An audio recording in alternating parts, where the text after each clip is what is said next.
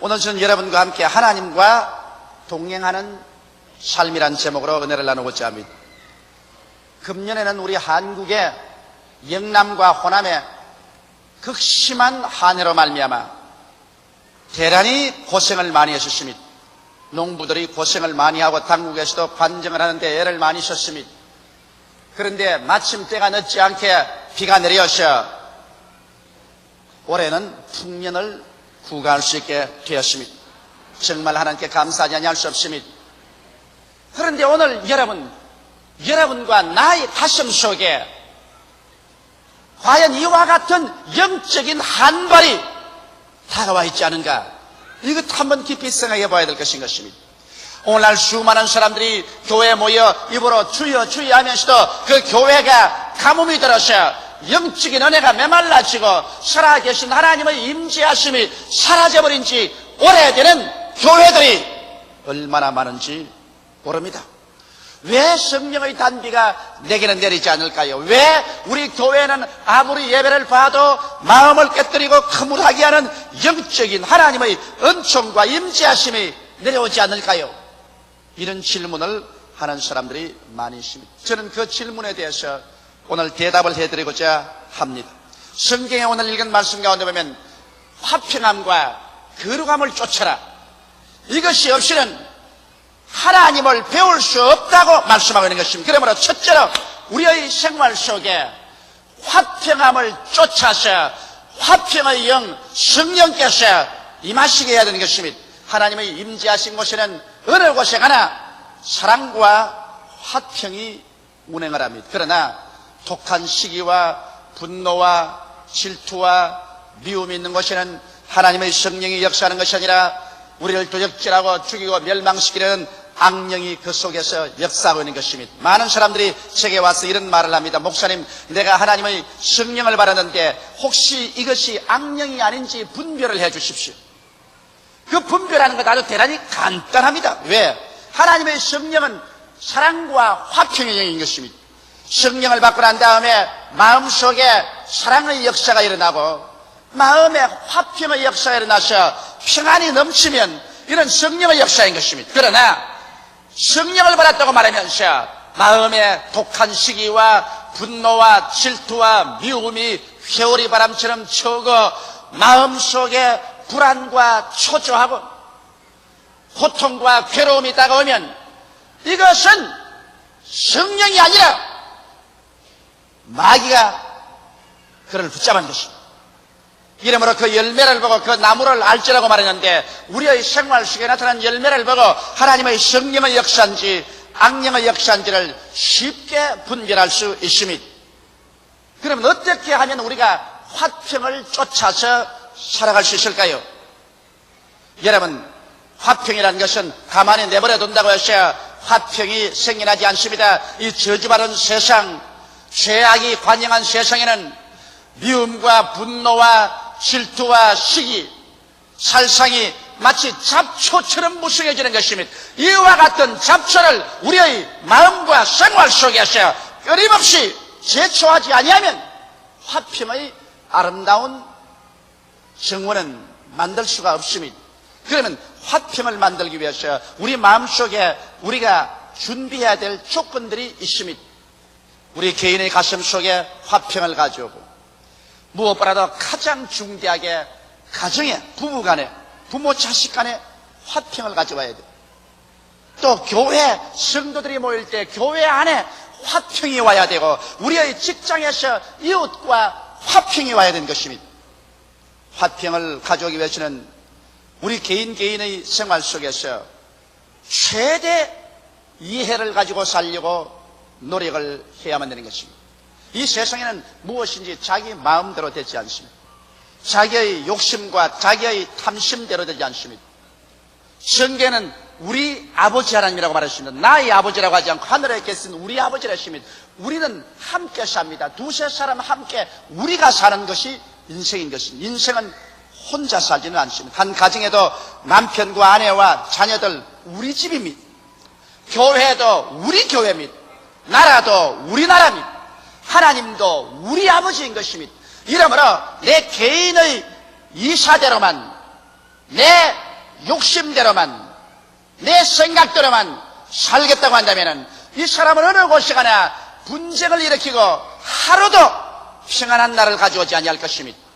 이러므로 우리가 함께 살기 위해서는 서로서로 최대 이해를 하려고 노력을 해야 되는 것입니다. 그러면 이해를 하려면 어떻게 할까요? 상대방을 알아야 이해를 하지, 상대방을 알지 못하고 내 인간적으로 생각만 하고서 평론하고 판단하면 안 되는 것입니다. 상당히 우리 사람들은 소문을 듣고 다른 사람을 평가합니다. 소문에 저 사람은 나쁘다고 하더라, 소문에 이 사람은 나쁘다고 하더라. 그래서 그 많은 소문을 듣고 난 다음에 그 사람에 대한 나쁜 인상을 잔뜩 가지고 난 다음에 내가 평가를 내리기 때문에 잘못된 평가를 내리는 것입니다.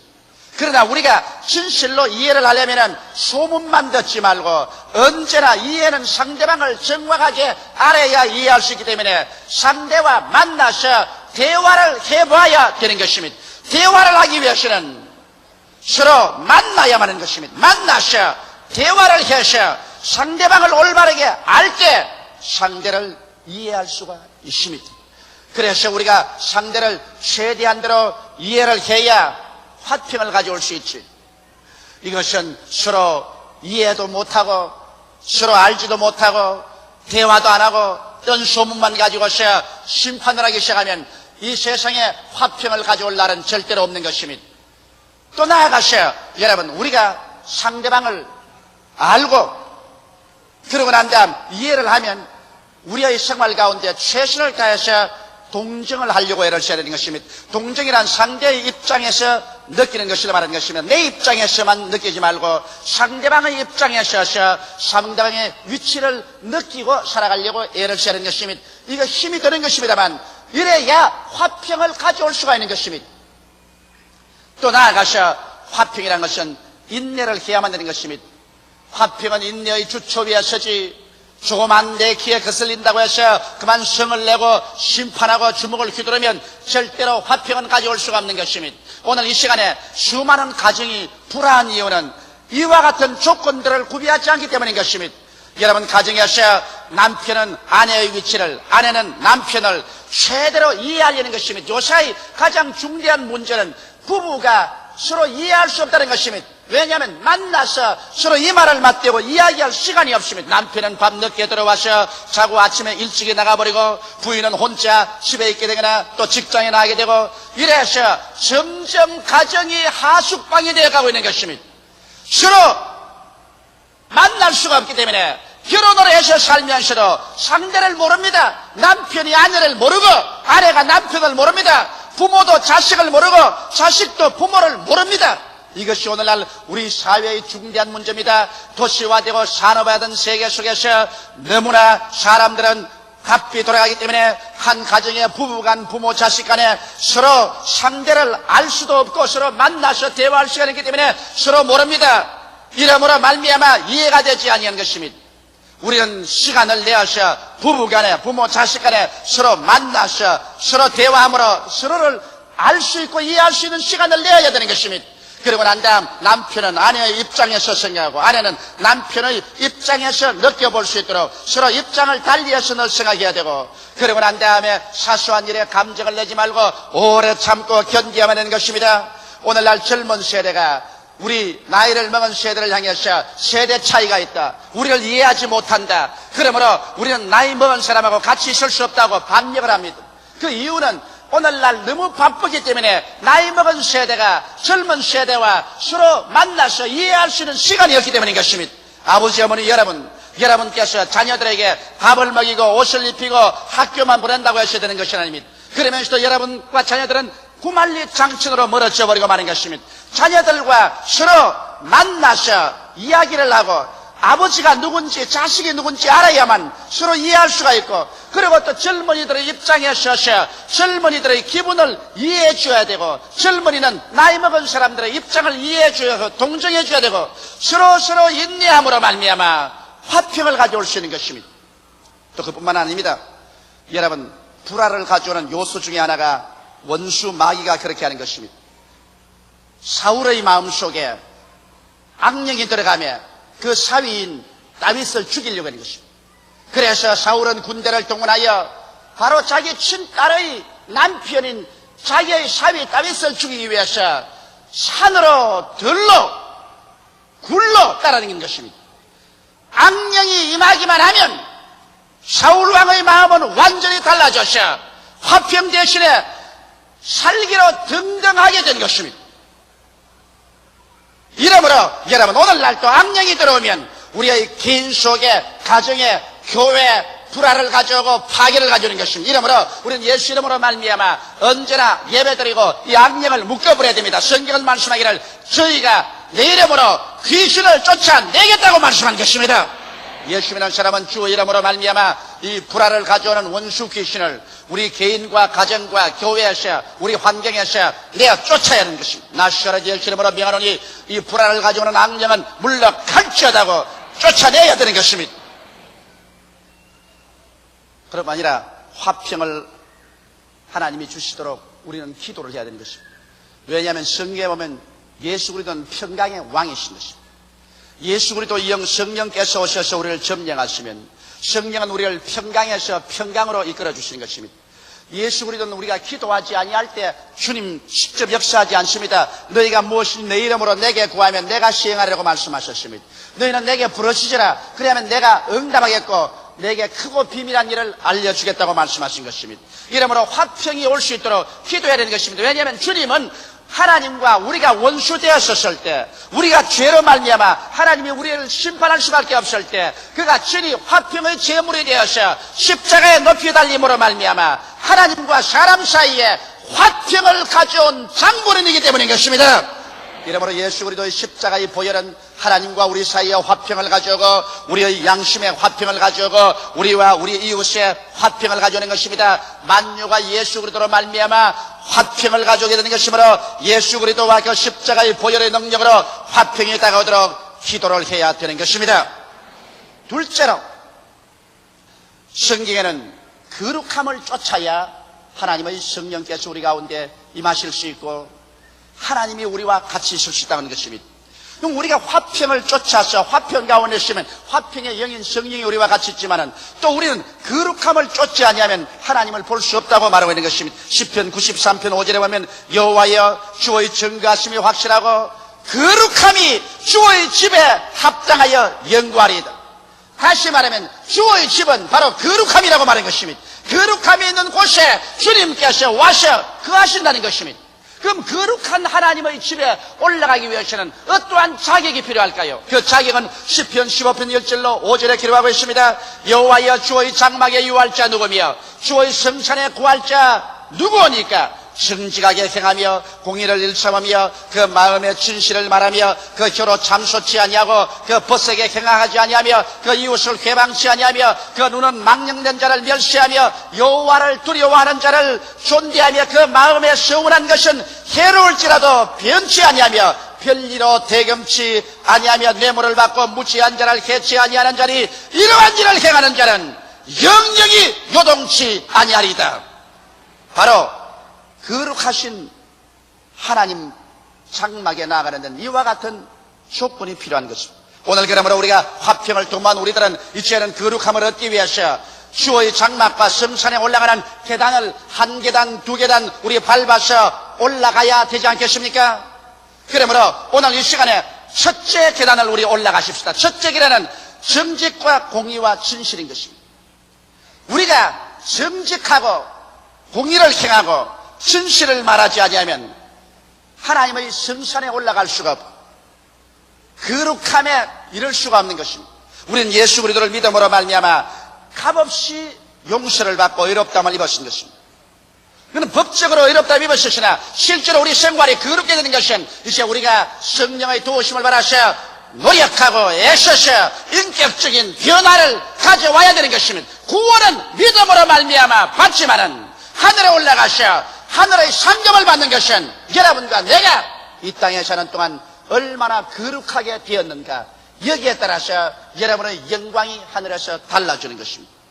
그러므로 우리가 주의 장막과 성산에 올라가는 첫째 계단으로서 정직과 공의와 진실을 가져와야 되는 것입니다. 정직은 신용의 근본입니다. 정직을 잃어버리면 신용을 잃어버리고 신용을 잃어버리면 인격적인 파탄이 되는 것입니다. 이것이 여러분 얼마나 중요하냐면 이거는 개인적으로나 가정적으로나 사회적으로나 다 그렇습니다. 우리가 부정직해서 신용을 잃어버리면 그때부터 인격적인 파탄이 되고 사람들로부터 경문을 당합니다. 남편이 부인에게 신용을 잃어봤는지 부인이 남편에게 신용을 잃어버리면 가정적인 파탄을 가져옵니다. 혹은 부모가 자녀들에게 신용을 잃어버리면 부모가 무슨 말을 해도 자녀들이 믿질 않습니다. 더구나 오늘 세상 경쟁사회 속에서 무엇이든지 우리 정직하지 않냐고 남을 속여놓으면 그 다음부터는 깊이 인물이 되어서 그 사람은 사회적으로나 사업적으로나 망해버리고 마는 것입니다. 이러므로 우리가 한 개인으로서나 국민으로서 이 세상에서 성공적인 인생을 사는데도 정직을 결여하면 그 사람은 깊이 인물이 되어버리고 마는 것입니다. 인격적인 파탄에 이르고 마는 것입니다. 아무도 신용하지 않습니다. 그를 신용하지 않으니까 그 사람이 이 사회 속에서 살아갈 수가 있나요? 오늘날 사회는 신용을 가지고서 살아가는 것이 사회인 것입니다. 이러므로 우리는 하나님 앞에서도 정직하게 행하여야 하나님이 우리를 신용해 주셔야 그 다음부터 우리의 기도가 응답되지, 하나님이 우리를 신용할 수 없으면 우리는 그때로부터 하나님께 버림받은 자가 되고 마는 것입니다. 그 다음 우리는 공의를 행해야 되는 것입니다. 공의라는 것은 평등 사회의 기초인 것입니다. 이 사람을 두둔해주고 저 사람은 멸시하고 사람을 차별 대우하는 것은 공의가 아닌 것입니다. 성경에 보면 야고보의 가정에서 야곱이 이삭의 사랑을 바라셨습니다. 그 어머니 리브가의 사랑을 바라셨습니다. 그렇기 때문에 편애로 말미암아 공의가 가정에 행하지 아니하며 에서가 그 동생을 죽이려고 해서 바로 이삭의 가정에 크나큰 파탄이 일어난 사실을 알 수 있는 것입니다. 한 가정에도 부모가 자식들을 공의로 다스리지 아니하고 편애하면 그 가정에 크나큰 파탄이 다가오는 것입니다. 이렇기 때문에 우리의 삶에서 우리가 부자나 가난한 자나 권력 있는 자나 권력이 없는 자나 잘난 자나 못난 자나 남자나 여자나 차별 두지 말고 그들의 위치를 따라서 공의로 판단하고 공의로 다스려야 되는 것입니다. 더구나 교회는 더 그렇습니다. 교회는 여러 사람이 함께 다 같이 모여서 다 같이 예수 믿고 하나님 자녀가 되므로 교회에서 엄격하게 공의를 행하면서 예배를 볼 수 있어야 되는 것입니다. 나아가서 여기에 진실을 말해야 하나님의 거룩한 성산에 올라갈 수 있다고 말한 것입니다. 오늘날 세계는 어찌나 거짓말이 많은지 좌우간 누가 무슨 말을 해도 저게 진실한 말인지 거짓말인지 우리가 언제나 깊이 살펴봐야 되는 것입니다.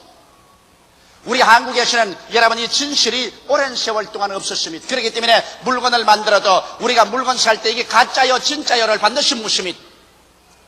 진실이 없어지는 사회 속에는 여러분 이 세상에 무엇이든지 의심을 하고 살아야 되기 때문에 마음의 평안을 가지고 살 수가 없는 것입니다. 이러므로 우리가 하나님은 진리임으로 하나님께 나가는 자는 진실을 말하면서 살아야 되는 것입니다. 그러므로 주의 장막과 그 성산에 올라가는 첫째 계단은 정직하고 공의를 행하며 진실을 말함으로써 나아가야만 하는 것입니다. 그 다음 둘째 계단에 우리가 올라가십시다. 하나님의 성령에 올라가는 둘째 계단은 참소하지 아니하며 그 이웃에 행하지 아니하고 회방하지 않아야 되는 것입니다. 이것은 우리가 평소에 너무나 많이 하는 일인 것입니다. 왜 나는 성령이 충만하지 못할까? 왜 나는 기도가 안 나올까? 왜 하나님의 역사가 내게는 없을까? 그런 질문할 때 여러분 가장 우리에게 흔한 죄가 바로 참소하고 행악하고 회방하는 죄 때문에 그런 것입니다. 참소란 것은 간악한 말로 남을 헐뜯어 없는 죄도 있는 것처럼 만들어서 윗사람에게 고해바치는 것을 참소라고 말하는 것입니다. 오늘날 참소하는 죄가 이 세상에 가득합니다. 그래서 있는 것을 말하면 좋은데 있지도 않는 것을 거짓말로 만들어가지고서 남을 헐뜯어가지고서 어찌한지 파탄 일에게 하는 이 참소, 이것은 마귀가 하는 것입니다. 마귀는 하나님 앞에 나가서 욥을 참소했습니다. 오늘날 성경에도 말하기를 우리 형제를 밤낮 참소하는 자가 마귀라고 말하는 것입니다. 이러므로 여러분 우리는 참으로 있는 것을 말해서 이것을 수정하는 것은 좋지만은 남을 파괴하기 위해서 간악한 말로 헐뜯어서 없는 죄도 있게 만들어 가지고서 이것을 윗사람에게 고해서 파탄을 가져 올려갈 때 이것은 참소인 것입니다. 이것을 우리 버려야 되는 것입니다. 이 죄를 우리가 철저히 회개해야 되는 것입니다. 그 다음에는 행악을 없애야 됩니다. 남을 망하게 하려고 이웃에게 행악을 행하는 것입니다. 어찌한 이웃의 올무를 넣고 함정을 파셔 이웃이 성공하지 못하고 승리하지 못하도록 행악을 해난 일들이 얼마나 많지 않습니까? 경쟁사회 속에서 어찌한지 남보다 내가 나아지기 위해서 정정당당하게 경쟁하지 않냐고 행악을 행하여 이웃을 파멸시키려는 이러한 일은 우리는 회개해야 되는 것입니다. 그 다음 회방을 저버려야 되는 것입니다. 남의 일을 방해하는 것입니다. 남이 잘해나가는 것 어찌하는지 말로서 그렇지 않으면 행동으로서 방해해서 못하게 하는 것입니다. 오늘날 교회 가운데도 그런 일이 있습니다. 교회가 성장하고 발전하면 하나님 나라가 확장되는 것으로 즐거워해야 될 것인데 그만 시기와 분노가 가득하셔 그 교회를 헐뜯고 교회를 회방하고 교회가 망하도록 앞에다가 걸림돌을 갖다 놓는 일을 기도 교회 가운데서도 이렇게 하는 일이 얼마나 많은지 모릅니다. 오늘날 예수 그리스도의 신자들 가운데서 오늘날 교회가 가장 하나님께 회개해야 될 것은 교회 교인들끼리 교회끼리 교파끼리 참수하고 경락하고 회방하는 죄를 회개해야 되는 것입니다. 오늘날 교회의 가장 무서운 죄가 바로 이 죄요. 교인들 속에서 가장 뿌리를 받고 있는 악마의 죄가 참수와 행악과 회방의 죄인 것입니다. 이 죄를 철저히 회개하지 아니하고는 성령의 역사가 우리 가운데 활발하게 일어날 수가 없는 것입니다. 셋째 계단은 망령된 자를 멸시하고 여호와를 두려워하는 자를 존대하고 성원을 변치 않은 이와 같은 태도를 취하는 것이 셋째 계단에 올라가는 것입니다. 망령된 자라는 것은 은행이 비정상적이고 사고가 흐린 것입니다. 도저히 정상적인 사람으로서는 그런 생각과 그런 말과 그런 행동을 할 수가 없습니다. 나이 50, 60이 돼가지고서 가족을 버리고 이혼한다고 야단법석을 하는 망령된 사람이 있습니다. 내가 어제 미국에서 편지 한 통을 받았는데 그 자매가 울면서 그 편지를 써서 내기로 했습니다. 우리 자식들이 하나는 장가를 들어서 살고 하나는 대학 졸업반에 있고 이제 나이가 60이 들었는데 우리 영감이 마음이 변해가지고서 젊은 여자와 이혼을 나하고 하고 살려고 한다. 맏아들이 와서 말리고 둘째 아들이 와서 말리고 내가 와서 아무리 사정을 해도 그는 이제 완전히 우리 가정을 떠나고 이혼하려고 한다. 목사님 기도해서 이 마귀 좀 쫓아주십시오. 그런 편지가 왔습니다. 60에 망령을 했어요. 망령을 해도 보통 망령을 하는 게 아니라 정상적인 생각을 하지 않고 영 비정상적인 생각을 할 때 이게 바로 망령인 것입니다. 이런 망령된 일을 하는 사람을 보고서 우리가 잘한다고 한다면 큰일 납니다. 망령된 자를 멸시하고 이 망령된 자가 망령을 못하도록 하는 것을 해야 되는 것입니다. 그리고 여호와를 두려워하는 자를 존대한다. 하나님을 범사에 두려워하고 하나님을 두려워하는 사람은 하나님을 경외하고 믿고 순종하는 사람인데 이런 사람과 같이 하고 이런 사람과 친구를 사귀며 또 나아가서 서운한 것은 변하지 않는다. 하나님께 약속한 것은 내게 소대가 갈지라도 그대로 실천한다는 것입니다. 사람들은 자기가 어렵고 다급할 때 쉽게 하나님께 서약해놓고 난 다음에 문제가 다 해결되고 편안하게 되면 하나님과 서약한 걸 언제 했는 듯이 다 잊어버린 사람이 있습니다. 이런 사람은 차라리 서약 안 하는 것이 좋습니다. 하나님과 서약해놓고 난 다음에 그 서약을 어기면 그때부터 하나님께서 그 사람을 신용하지 않기 때문에 다른 어떠한 기도도 받아주지 않습니다. 우리가 거룩한 삶은 하나님께 서약을 했으면 그 서약을 절대로 변형시키지 말아야 됩니다. 저는 이 교회를 지을 때 참 어려울 때 그저 교회가 사느냐 죽느냐 할 때 매일같이 이 가운데 나와서 밤에 별들을 바라보고 제가 하나님께 서약한 것이 있습니다. 하나님 순복음 중앙교회를 세워지면 이 순복음 중앙교회는 전력을 기울여 세계 선교를 하겠습니다. 우리 한국이 세계에서 얻어먹기만 했는데 이 순복음 교회를 떼어서 전 세계 5대양 6대주의 영적인 양식을 나누어주는 선교를 하겠으니 이 교회에 이렇게 해주시옵소서. 하나님이 교회를 지어주고 축복해 주었습니다. 그러므로 저는 이 교회, 이 강단의 조용기가 목사로서 있는 이상 교회의 총력을 기울여 하나님께 서약한 대로 선교하는 교회로 계속 만들어 나갈 것입니다. 서약한 것을 변화하면 안 되는 것입니다. 그 다음 넷째 계단을 올라가면 이제 하나님 보좌에 올라가는데 넷째 계단은 별리로 대금치 않고 뇌물을 받고 무죄자를 해치하는 것입니다. 이 별리로 대금치 않는다는 말은 무슨 말이냐? 별리라는 말은 영어로는 usury라고 하는데 이것은 아주 폭리고리를 말하는 것입니다. 일방적인 여러분 돈을 빌려주고 그게 이식을 취하는 것은 죄가 아닙니다. 왜냐하면 은행에도 돈을 빌려주고 우리가 이식을 취하지 않습니까?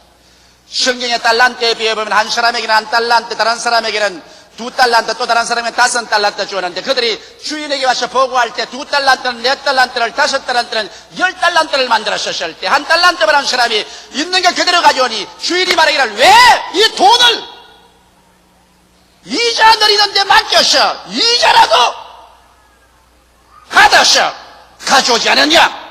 이 악한 종을 내어 쫓아라 그랬습니다. 그래서 돈을 정당하게 빌려주고 정당한 가격으로 이자를 받는 것은 그건 죄가 아닙니다. 그러나 다른 사람의 가난한 것을 약점으로 삼아서 고리로 폭리로 변리할 때 이것은 하나님 앞에 쓸 수 있는 자격을 상실해버리고 마는 것입니다. 그 다음 또 뇌물을 받고 판단을 굽힌다는 것은 이건 말할 필요 없지요. 정당하게 판단을 해야 되는데 강한 자에게 뇌물을 받고 무지한 약한 자를 죄 있다고 해서 그를 혼역을 줄 때 이것은 하나님의 판단 기준을 허리하고 하나님의 인격에 대한 모독을 가져오는 것이기 때문에 이러한 사람은 주님 앞에 설 수가 없는 것입니다. 이와 같이 해서 우리와 하나님과의 가로막힌 감, 즉 다시 말하면 화평치 못한 것과 거룩하지 못한 죄를 모두 다 회개하고 청천하고 나면 그 다음에 하나님과 우리 사이에 담이 터져버림으로 말미암아 하나님의 성령이 분물처럼 넘쳐나셔 여러분 개인 영혼과 가정과 교회 가득 차게 되고 하나님과 함께 동행함으로 말미암아 주 안에서 다가오는 그 놀라운 믿음, 소망, 사랑, 기쁨, 평안으로 가득 찬 위대한 승리의 삶을 살 수 있게 되는 것입니다. 다 같이 예수께 기도드리겠습니다. 살아계신 우리 아버지 하나님, 우리는 다 값없이 예수 그리스도로 말미암아 구원을 받았습니다. 죄를 지었음에도 불구하고 못났음에도 불구하고 버림을 받아야 마땅함에도 불구하고 죄인은 그대로 못난 그대로 빈손 그대로 주님께 나와서 구원을 받았습니다. 구원을 받았으면 이제는 우리가 여호와의 집에 거하는 우리들이 되어야 되겠사옵나이다.